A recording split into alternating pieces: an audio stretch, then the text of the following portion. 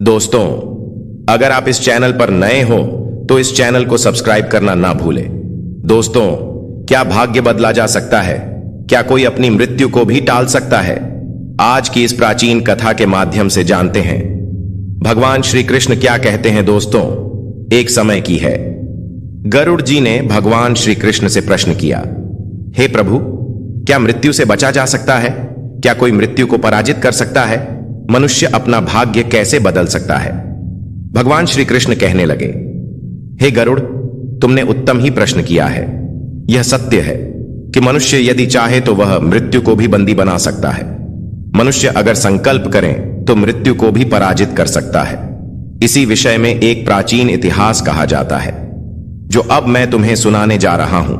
जो भी इस कथा को सुनता है उसके कोटि कोटि पाप नष्ट हो जाते हैं और यमराज उसके 12 अपराध भी माफ कर देते हैं।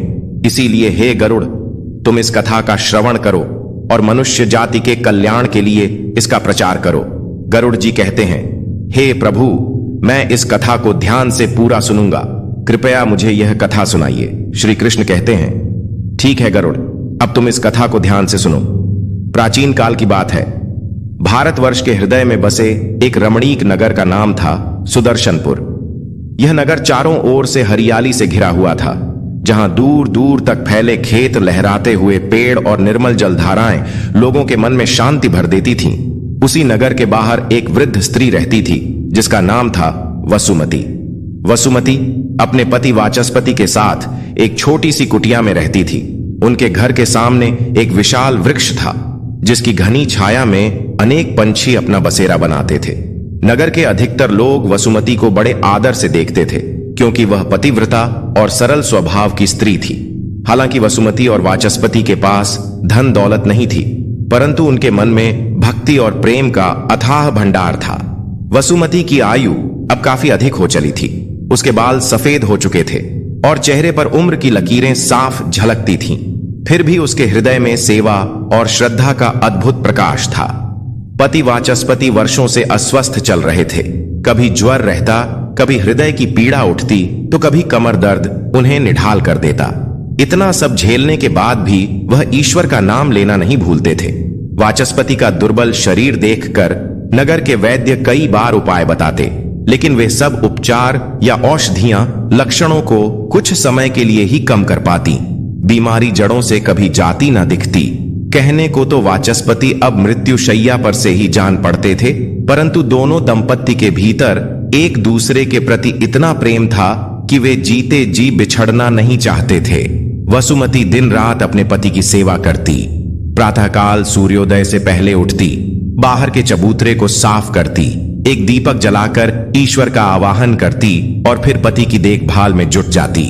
वाचस्पति की दवाइयां देने से लेकर उनके भोजन पानी की व्यवस्था सब कुछ वह स्वयं करती। अगर कहीं उन्हें एक क्षण के लिए भी खांसी आती तो वसुमती दौड़कर उनके पास पहुंच जाती। वाचस्पति भी पत्नी की इस भक्ति और प्रेम को देखकर भीतर से भावुक हो जाते। वे कई बार कहते, वसुमती, तुम इतनी परेशान होती हो, मुझे लगता है कि मेरे ना रहने पर ही तुम्हें कुछ विश्राम मिलेगा। परंतु इस बात को सुनते ही वसुमती की आंखें भर आती और वह कहती, मेरे स्वामी, आपके बिना मेरा क्या अर्थ है? मैं जीऊंगी ही किसके लिए? मेरा जीवन केवल आपकी सेवा करने के लिए ही तो है। इसी प्रकार समय बीतता जा रहा था। एक दिन सुदर्शनपुर में यह समाचार फैला कि एक दिव्य साधु पधारे हैं, जिनका नाम महात्मा दयानंद है। कहा जाता था कि वे अत्यंत विलक्षण सिद्ध पुरुष हैं और उनमें भविष्य जानने की अनूठी क्षमता है। लोग दूर दूर से आकर उनसे मिल रहे थे, अपनी समस्याएं बता रहे थे और वे उन सबको कुछ उपदेश या मार्गदर्शन दे रहे थे। किसी को भक्ति का मार्ग सुझाते, किसी को तप का, तो किसी को गुरु मंत्र देकर कष्टों को कम करने का मार्ग दिखाते। बहुत से लोगों को उनके दर्शन से शांति और समाधान प्राप्त हुआ। यह समाचार वसुमती के कानों तक भी पहुंचा। उसे लगा कि शायद महात्मा दयानंद के दर्शन और आशीर्वाद से उसके पति के स्वास्थ्य में कुछ सुधार हो जाए, या कम से कम वह यह जान पाए कि आगे भविष्य क्या है। एक दिन वसुमती अपने पति वाचस्पति को पड़ोस की वृद्ध महिला सावित्री को देखने के लिए छोड़कर महात्मा दयानंद के दर्शन हेतु निकली। वह नगर के बाहर एक प्राचीन वट वृक्ष के नीचे बैठे हुए थे। उनके शरीर पर एक साधारण भगवा वस्त्र, गले में रुद्राक्ष की माला और मुख पर एक दिव्य तेज झलक रहा था। उनके आने की सूचना से वहां एक भीड़ लगी थी, परंतु वे प्रत्येक आगंतुक से प्रेम पूर्वक बातचीत कर रहे थे। जब वसुमती की बारी आई तो वह उनके चरणों में प्रणाम कर बोली, हे महात्मा जी, मैं वसुमती हूं। मेरा पति वाचस्पति लंबे समय से बीमार है और मुझे चिंता है कि उसकी दशा दिन ब दिन गंभीर होती जा रही है। मैं आपकी शरण में आई हूं कि आप मुझे कोई उपाय बताएं। महात्मा दयानंद ने अपने नेत्र बंद कर कुछ क्षण ध्यान लगाया, फिर अपनी गंभीर वाणी में बोले, हे वसुमती, तुम सचमुच एक पतिव्रता स्त्री हो, किंतु सत्य यह है कि तुम्हारे पति वाचस्पति की आयु अब भी कुछ समय शेष है। किंतु अन्य एक बात है जो चिंताजनक है। हे पुत्री, विधि का विधान अपरिवर्तनीय है। मुझे संकेत मिल रहा है कि तुम्हारी अपनी जीवन रेखा अब संक्षिप्त है। आने वाले महीने की अमावस्या तुम्हारे लिए अंतिम प्रहर सिद्ध हो सकती है। उसी दिन तुम्हारी जीवन रेखा समाप्त हो जाएगी। यह वचन सुनते ही वसुमती सन्न रह गई। अभी तो वह अपने पति के प्राणों की चिंता कर रही थी, परंतु यह सुनने को मिला कि उसके स्वयं के प्राण जल्दी ही जाने वाले हैं। उसकी आंखों से आंसू बहने लगे। वसुमती ने महात्मा दयानंद के चरण पकड़ लिए और रोते हुए बोली, हे महात्मन, मैं तो अपने पति की सेवा के लिए जीती हूं। यदि मैं ही ना रही तो मेरे पति का क्या होगा? उनका ख्याल कौन रखेगा? महात्मा जी, कृपा करके मुझे कोई उपाय बताइए जिससे मेरा जीवन कुछ और समय के लिए बढ़ जाए या मेरे पति के प्राणों की रक्षा हो सके।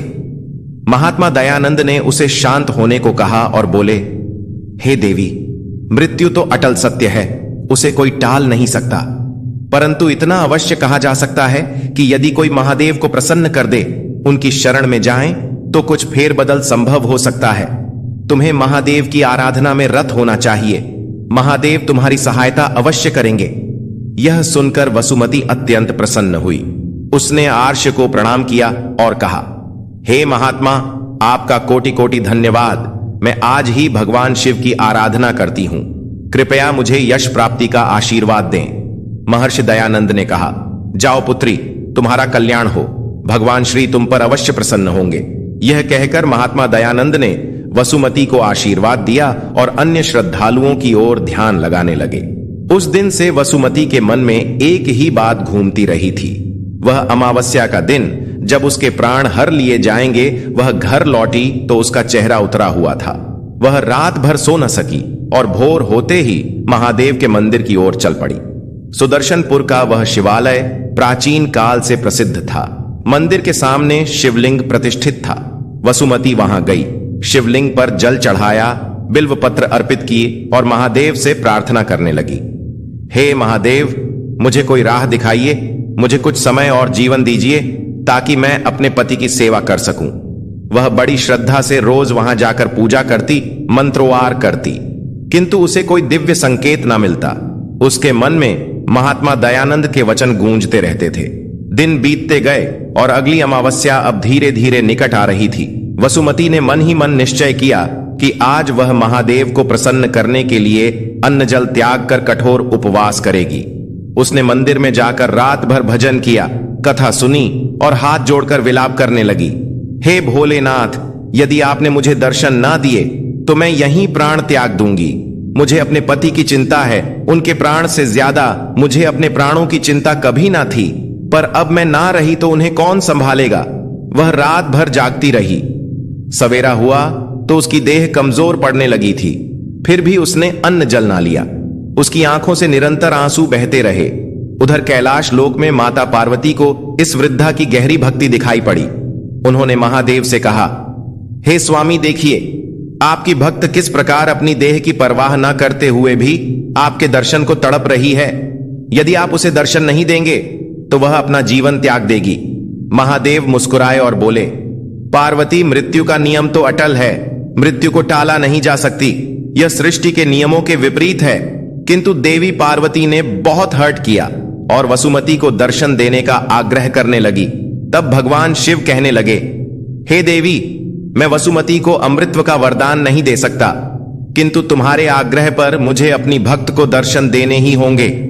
चलो उसे आशीष देते हैं। यह कहकर महादेव और पार्वती ने दिव्य रूप धारण किया और मंदिर सामने प्रकट हो गए, जहां वसुमती अभी भी भक्ति में लीन थी। जब वसुमती ने आंखें खोली तो उसे लगा मानो कोई स्वप्न देख रही हो। उसके सामने स्वयं महादेव जटा झूठ धारण किए, गले में नागों की माला, मस्तक पर चंद्रमा और उनके साथ माता पार्वती सौम्य रूप में खड़ी थी। वसुमती ने कांपते हुए उनके चरणों में प्रणाम किया। हे महादेव, हे मां पार्वती, मुझे अपना दर्शन देकर धन्य कर दिया। अब मेरे प्राण चले भी जाएं तो कोई दुख नहीं। महादेव ने शांत स्वर में कहा, वत्स, तुमने कठोर तप और उपवास से हमें प्रसन्न तो कर लिया है। कहो तुम्हारी क्या कामना है। वसुमती ने हाथ जोड़कर कहा, हे महादेव, मेरी प्रार्थना है कि आप मुझे और मेरे पति को अमर कर दें। मेरे प्राणों का अंत निकट है, किंतु मैं अपने पति को इस दशा में छोड़कर नहीं जाना चाहती, और मेरे पति भी दिन प्रतिदिन मृत्यु के निकट जा रहे हैं। आप ही इनकी रक्षा करें। महादेव ने कहा, हे पुत्री, तुम्हें अमृतत्व का वरदान हम नहीं दे सकते। मृत्यु ब्रह्मा द्वारा रचित एक अटल विधान है, जिसका उल्लंघन हम स्वयं भी नहीं करते। कोई दूसरा वरदान मांग लो जो तुम्हारे और तुम्हारे पति के कल्याण का कारण बने। वसुमती ने कुछ देर विचार किया। उसे भली भांति पता था कि महादेव सीधे सीधे उसके लिए अमृतत्व का वरदान नहीं देंगे, तो उसने चतुराई से कोई ऐसा वरदान मांगना चाहा जिससे वह मृत्यु को रोक सके। अचानक उसके मन में एक युक्ति सूझी। वह बोली, हे महादेव, यदि आप मुझे कोई वरदान देना ही चाहते हैं तो बस इतना दीजिए कि जो भी मेरे घर में अतिथि बनकर आए वह मेरी आज्ञा के बिना घर से बाहर ना जा सके। महादेव ने उसकी ओर देखा। वसुमती की चतुर बुद्धि देखकर महादेव मन ही मन मुस्कुराए। फिर पार्वती भी समझ गई कि यह स्त्री अपने पति के जीवन के लिए कुछ भी करने को तैयार है। महादेव ने आशीर्वाद देते हुए कहा, तथास्तु, आज से तुम्हारे घर पर जो भी मेहमान बनकर आएगा वह तुम्हारी आज्ञा के बिना लौट नहीं पाएगा। इतना कहकर शिव पार्वती वहां से अंतर्धान हो गए। वसुमती को लगा मानो उसे एक नई ऊर्जा मिल गई हो। वह जल्दी जल्दी घर लौटी और अपने पति की सेवा में लगी रही।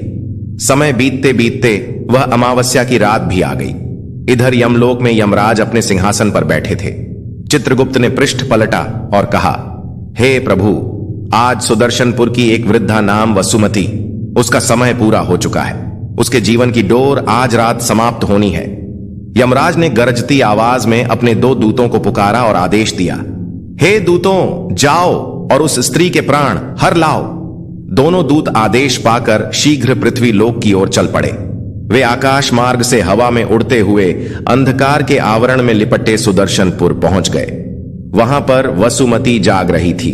वह जानती थी कि आज यमदूत अवश्य आएंगे।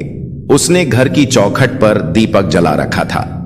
कुछ ही समय बाद वे 2 दूत वसुमती के घर के सामने प्रकट हुए। वसुमती ने उन्हें दरवाजे पर ही देख लिया। वे प्रेत जैसे आकार में थे, आंखों में भयानक ज्वाला, हाथ में पाश लिए और वायु में तैरते से प्रतीत होते थे। उन्होंने रोबीली वाणी में वसुमती से कहा, हे देवी, तुम्हारी आयु पूर्ण हो चुकी है, हमारे साथ चलो। वसुमती ने मन में सोचा, अब मेरा वरदान परीक्षा में सफल होगा। वह दूतों का आश्चर्यजनक रूप देखकर भी तनिक न डरी और बोली, हे यमदूतगण, आप सभी मेरे घर पधारे हैं। आप मेरे अतिथि हैं, कृपया पहले थोड़ा रुक जाइए। मैं आपका आदर सत्कार करना चाहती हूं। यमदूत कुछ चौंके, क्योंकि मृत्यु के समय प्राणी रोता चिल्लाता है या भयभीत होता है। यहां तो स्थिति उलट थी।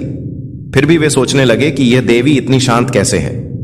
उनमें से एक दूत ने कहा, हे देवी, हमें समय नष्ट किए बिना तुम्हारे प्राण लेकर लौटना है। यही धर्म का नियम है। वसुमती मुस्कुरा दी। मैं जानती हूं आप धर्म का पालन कर रहे हैं, किंतु किसी के घर बिना सत्कार ग्रहण किए जाना अशुभ माना जाता है। आप मेरे आंगन में पधारे, अतः आप मेरे मेहमान हुए। क्या आप मेरा आतिथ्य अस्वीकार करेंगे? यमदूतों ने सोचा, चलो थोड़ी देर रुक जाते हैं, फिर तो हमें जाना ही है। उन्होंने वसुमती की बात मान ली। जैसे ही वे रुके, वसुमती ने मन ही मन महादेव को स्मरण किया और शिव के वरदान की शक्ति जाग उठी। फिर अचानक ही यमदूतों को एक अदृश्य बंधन ने जकड़ लिया। वे चौंके चलना चाहा, किंतु उनका शरीर मानो पत्थर हो गया। वे छटपटाने लगे पर हिलडुल नहीं पाए। यमदूतों ने भयभीत होकर कहा, यह क्या मायाजाल है? हम हिल क्यों नहीं पा रहे? हे देवी, यह अनर्थ मत करो। तुम धर्म का उल्लंघन करोगी तो तुम्हें पाप लगेगा। हमें जाने दो। वसुमती ने शांत स्वर में उत्तर दिया, आप मेरे अतिथि हैं। मैंने अभी तक आपको जाने की आज्ञा नहीं दी। जब तक मैं ना चाहूं, आप यह स्थान नहीं छोड़ सकते। ऐसा वरदान मुझे महादेव ने दिया है। यमदूत घबरा उठे, उनकी आवाज कांपने लगी। एक यमदूत ने ऊंची आवाज में कहा, हे मुक्त करो वृद्धा, हमारा यमराज का आदेश है कि आज तुम्हारे प्राण लेकर जाना है। यदि तुमने हमें नहीं छोड़ा तो अनर्थ हो जाएगा। किंतु वसुमती ने स्पष्ट शब्दों में कहा, मैं तुम्हें तभी जाने दूंगी जब तुम मेरे प्राण नहीं लोगे। मेरे प्राण चले गए तो फिर मैं आज्ञा कहां से दूंगी कि तुम जा सकते हो?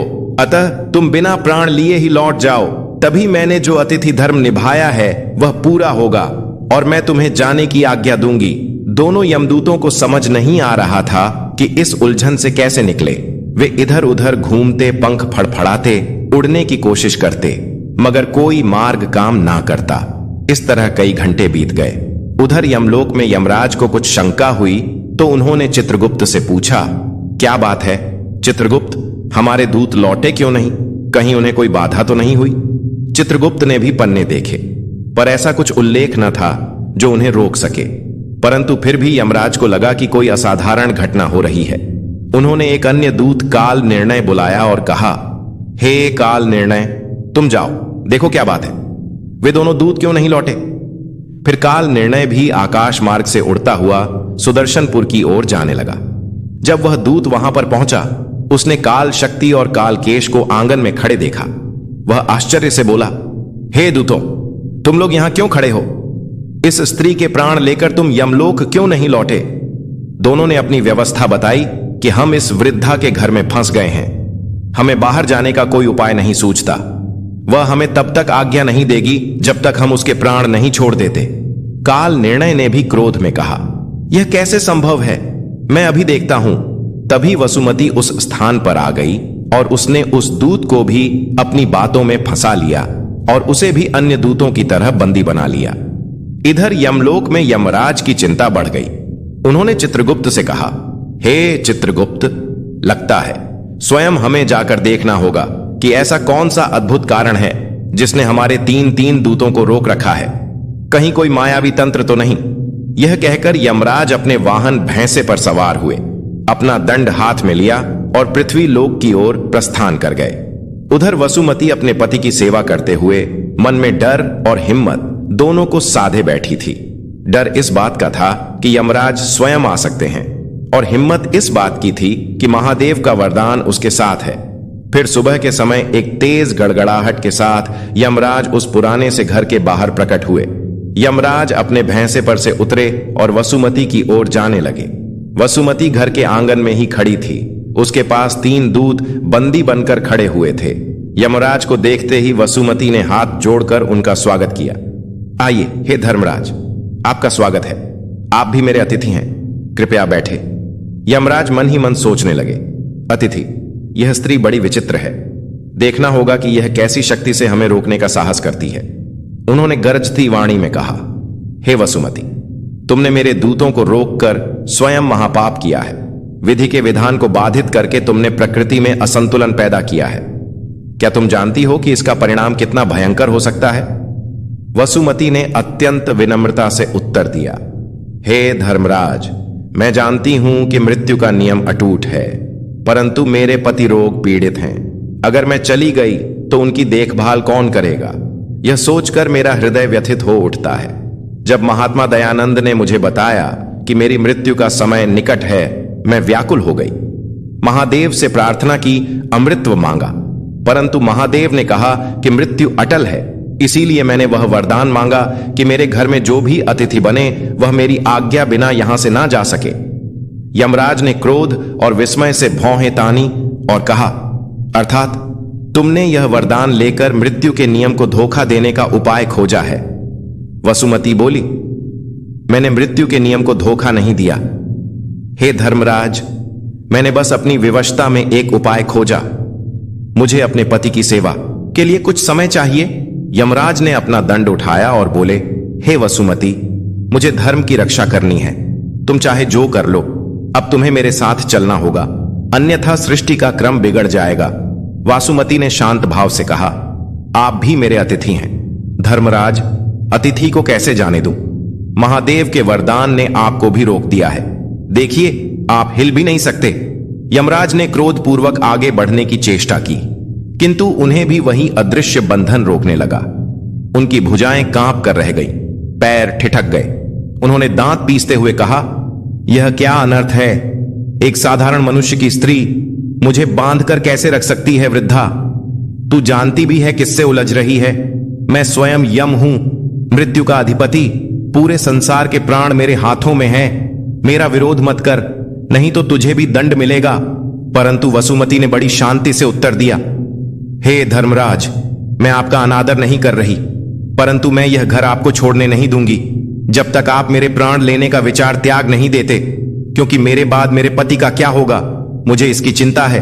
उसे देखने वाला कोई नहीं रह जाएगा। इसीलिए मुझे कुछ और समय चाहिए ताकि मैं उसकी सेवा कर सकूं, या जब तक उसका स्वास्थ्य बेहतर ना हो जाए। यमराज कुछ क्षण के लिए मौन रह गए।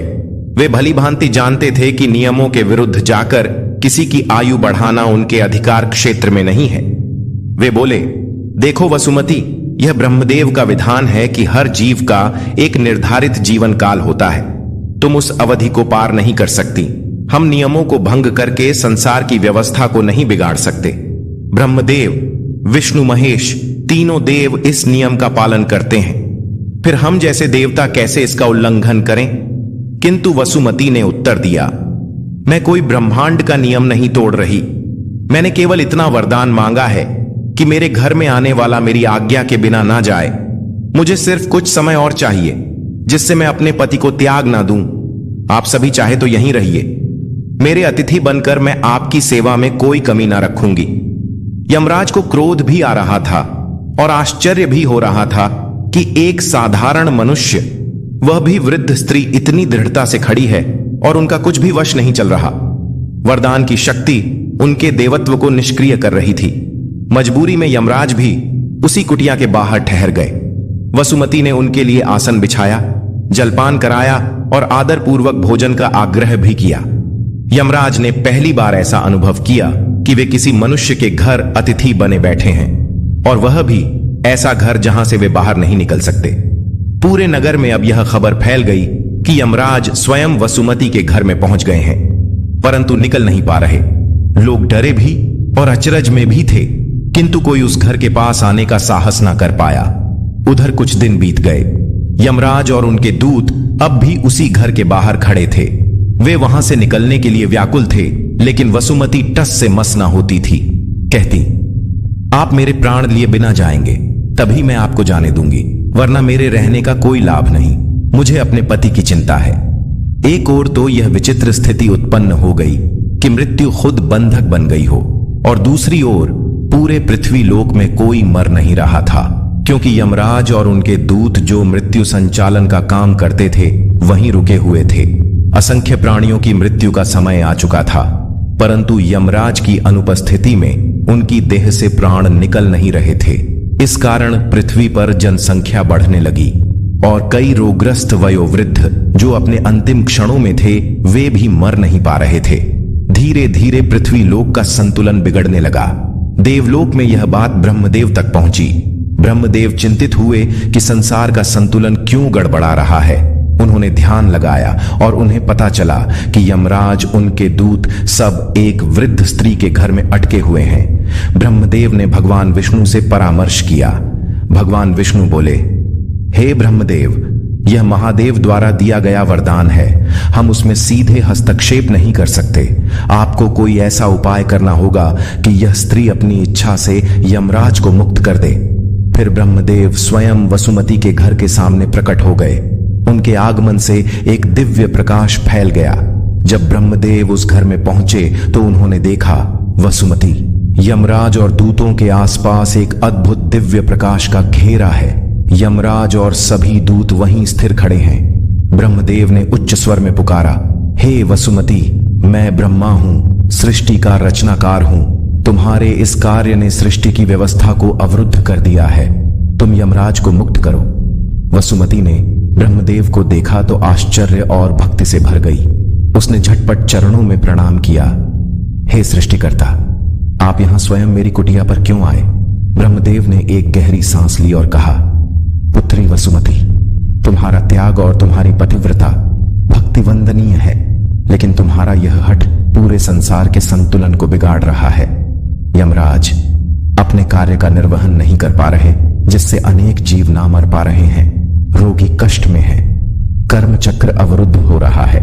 तुम यह विनाशकारी स्थिति क्यों पैदा कर रही हो? वसुमती ने नेत्रों में आंसू भरकर उत्तर दिया, हे ब्रह्मदेव, मेरा कोई स्वार्थ नहीं। मैंने अपने पति को अपना सर्वस्व माना है। मेरा जीवन केवल उनकी सेवा के लिए ही बना है। यदि मैं ना रही तो मेरे पति की देखभाल कौन करेगा? आपने ही तो हमारे प्राणों की आयु निर्धारित की है। मैं आपसे प्रार्थना करती हूं, मेरा कुछ और समय बढ़ा दीजिए ताकि मैं अपने पति की सेवा कर सकूं। उसके पश्चात चाहे जब मेरा प्राणांत हो जाए, मुझे कोई शिकायत ना होगी। ब्रह्मदेव ने समझाया, पुत्री, मृत्यु की घड़ी निश्चित है। तुम्हारे जन्म से लेकर मृत्यु तक का लेखा हमारे पास है। इसे बदलना सरल नहीं है। किंतु वसुमती हठ पर अड़ी रही। मैं तो यही चाहती हूं, यदि यह नियम तोड़ना संभव नहीं तो यमराज को मेरा प्राण लिए बिना जाने की अनुमति भी संभव नहीं। ब्रह्मदेव ने गंभीरता से कहा, हे वसुमती, सुनो, यह सृष्टि एक संतुलन के नियम से चलती है। जन्म होता है तो मृत्यु भी होती है। यदि मृत्यु रुक जाए तो प्रकृति का संतुलन बिगड़ जाता है। रोग, कष्ट और बुढ़ापा असहनीय हो जाता है। जीवन की सुंदरता इसी क्रम में है कि जब समय आए तो आत्मा को शरीर त्याग कर आगे के मार्ग पर जाना होता है। ऐसा ना हो तो भूलोक जीवन से अधिक संतरास का केंद्र बन जाएगा। वसुमती ने आंखों में आंसू भरकर उत्तर दिया, हे परमपिता ब्रह्मदेव, मैं यह समझती हूं कि मृत्यु जीवन का अंतिम सत्य है। मैंने कभी सोचा भी नहीं था कि मृत्यु के चक्र को रोकूंगी, परंतु मैं विवश हूं। मेरी व्यथा का कारण देखें। मेरा पति वर्षों से रोगग्रस्त है। मैं उसकी सेवा के अतिरिक्त और कुछ नहीं जानती। मेरा हृदय कैसे मान ले कि मेरी मृत्यु के बाद वह असहाय रहेगा? कौन उसकी देखभाल करेगा? कौन उसे औषधि देगा? यदि वह स्वयं असमय मर जाता तो शायद मैं कोई उपाय ना कर पाती, परंतु मेरे जाने से वह जीवित रहकर भी तड़पता रहेगा। यह पीड़ा मुझे चैन नहीं लेने देती। ब्रह्मदेव ने समझाने का प्रयास किया, हे देवी, तुम्हारे विचार पवित्र हैं, पतिव्रता धर्म भी महान है, परंतु तुम्हारी इस जिद ने संपूर्ण सृष्टि को संकट में डाल दिया है। देखो, यमराज और उनके दूतों को बांधकर तुमने असंख्य जीवों की मृत्यु को रोक दिया है। कई ऐसे जीव हैं जो असहनीय कष्टों से गुजर रहे हैं, उन्हें मृत्यु ही मुक्ति दिलाती है। बहुत से लोग हैं जिन्हें इस मृत्यु योग के माध्यम से आगे के जन्मों में कुछ नया प्रारब्ध प्राप्त होना था, किंतु वह भी रुक गया है। तुम्हारी व्यक्तिगत चिंता समूची सृष्टि के संचालन पर भारी पड़ रही है, जो उचित नहीं। हे देवी, वसुमती ने धीमे स्वरों में कहा, हे ब्रह्मदेव, मैं जानती हूं कि मैं स्वार्थी दिखाई दे रही हूं, किंतु मैंने अपना संपूर्ण जीवन पति की सेवा में समर्पित किया है। आज जब मेरी मृत्यु निकट है तो मुझे केवल इतना ही चाहिए कि मेरे पति के स्वस्थ होने तक या कुछ और समय तक मुझे जीवन दान मिल जाए। मैं उन्हें इस हालत में छोड़कर नहीं जा सकती। यही मेरी अंतिम प्रार्थना है। मैंने शिव शंकर से अमृत मांगा था, पर उन्होंने कहा कि मृत्यु अटल है। वे यह वरदान नहीं दे सकते। आपने स्वयं यह सृष्टि रची है। आप चाहे तो मेरी आयु कुछ और वर्षों के लिए बढ़ा सकते हैं। इस प्रकार से वसुमती के हट के आगे ब्रह्मदेव को भी झुकना पड़ा। ब्रह्मदेव ने गंभीर होकर कहा, ठीक है, मैं तुम्हारी बात समझता हूं। सत्य तो यह है कि तुम्हारे दृढ़ संकल्प को मैं भी अनदेखा नहीं कर सकता। पतिव्रता, धर्म का सम्मान हम सभी देवताओं के लिए भी अनिवार्य है। तुम्हारी भक्ति और सेवा का फल तुम्हें अवश्य मिलना चाहिए। मैं तुम्हारी आयु में वृद्धि कर सकता हूं। यह शक्ति मुझे निर्माणकर्ता होने के नाते प्राप्त है, किंतु यह केवल एक निश्चित अवधि तक ही संभव है। वसुमती ने उत्साहित होकर हाथ जोड़े। हे ब्रह्मदेव, यही तो मैं चाहती हूं। मुझे कुछ और वर्षों का समय मिल जाए, मैं अपने पति की सेवा कर सकूं, उसकी बीमारी दूर करने का प्रयास कर सकूं। उसके बाद चाहे मैं मृत्यु को गले लगा लूं। ब्रह्मदेव ने मुस्कुराकर कहा, यदि ऐसा है तो मैं तुम्हें अतिरिक्त आयु दूंगा, परंतु तुम्हें यह वचन भी लेना होगा कि तुम इस वरदान का दुरुपयोग न करो। जब तुम्हारे पति स्वस्थ हो जाए और समय आए तो तुम धर्म का पालन करोगी और मृत्यु को सहज स्वीकार करोगी। क्या तुम ऐसा वचन दोगी? वसुमती ने भक्ति से सर झुकाया और बोली, हे ब्रह्मदेव, मैं वचन देती हूं कि जैसे ही मेरे पति पूर्ण स्वस्थ होकर स्वयं की देखभाल करने लायक हो जाए, मैं मृत्यु को स्वीकार कर लूंगी। मैं आपका दिया वरदान कभी भी देवताओं के विरोध में प्रयोग नहीं करूंगी। तब ब्रह्मदेव बोले, हे वसुमती, तुम्हें मैं अतिरिक्त आयु देता हूं। तुम वर्षों तक जीवित रहोगी और तुम्हारे पति को भी मैं रोग मुक्त करता हूं। इतना ही नहीं, तुम दोनों को नव यौवन प्रदान करता हूं, जिससे तुम सुखपूर्वक अपना शेष जीवन बिता सको। वसुमती ने प्रसन्न होकर ब्रह्मदेव को दंडवत प्रणाम किया और कृतज्ञता प्रकट की। हे ब्रह्मदेव, आपने मेरी आस पूरी की, अब मैं यमराज को मुक्त कर दूंगी। वसुमती यमराज की ओर देखकर बोली, हे धर्मराज, अब मैं आपको जाने की आज्ञा देती हूं। आपका कोई अपराध नहीं, यह सब मेरे हठ का परिणाम था। आप सृष्टि के नियंता हैं और मैं आपके मार्ग में नहीं आऊंगी। जैसे ही वसुमती ने अपनी आज्ञा दी, यमराज और उनके दूतों का बंधन स्वतः टूट गया। यमदूतों ने राहत की सांस ली। यमराज ने क्रोध और आश्चर्य दोनों को त्याग कर कहा, हे वसुमती, तुम्हारी पतिव्रता निष्ठा सचमुच अद्भुत है। मैंने अपने काल में कई पतिव्रताओं के बारे में सुना है, परंतु तुमने जिस तरह शिव के वरदान का उपयोग करके हम तक को बांध लिया, यह प्रशंसनीय है। आज से तुम्हारा नाम सृष्टि में अमर रहेगा। किंतु स्मरण रखना, जब तुम्हारा काल आए तो तुम धर्म का पालन करते हुए सहजता से मृत्यु स्वीकार करना। वसुमती ने हाथ जोड़कर कहा, हे धर्मराज, मैं वचन देती हूं। ब्रह्मदेव ने मुझे जो समय दिया है वह मेरे पति की सेवा के लिए है। उसके पश्चात मैं आपका मार्ग नहीं रोकूंगी। यमराज ने संतुष्ट होकर आशीर्वाद दिया, तुम्हें और तुम्हारे पति को मेरी शुभकामनाएं। अब मैं और मेरे दूत अपने कर्तव्य का पालन करने लौटते हैं। इतना कहकर ब्रह्मदेव और यमराज तथा सभी दूत उस स्थान से अंतर्ध्य हो गए। फिर वसुमती अपने पति के पास लौट गई। जैसे ही ब्रह्मदेव के वचन पूर्ण हुए, वसुमती के शरीर में अद्भुत परिवर्तन होने लगा। उसके झुर्रियों भरे चेहरे पर यौवन का तेज लौट आया। बाल काले होने लगे, शरीर में ऊर्जा का संचार हुआ। उधर वाचस्पति, जो घर के भीतर पलंग पर निरंतर बीमार पड़े थे, उनमें भी नवजीवन का संचार हुआ। उनका शरीर शक्तिशाली हुआ, रोग जैसे उड़न छू हो गया। वे स्वयं उठकर चलने फिरने लगे। भगवान श्री कृष्ण कहते हैं, हे गरुड़, इस प्रकार एक साधारण दिखने वाली पतिव्रता स्त्री ने अपनी प्रेम और निष्ठा से देवताओं तक को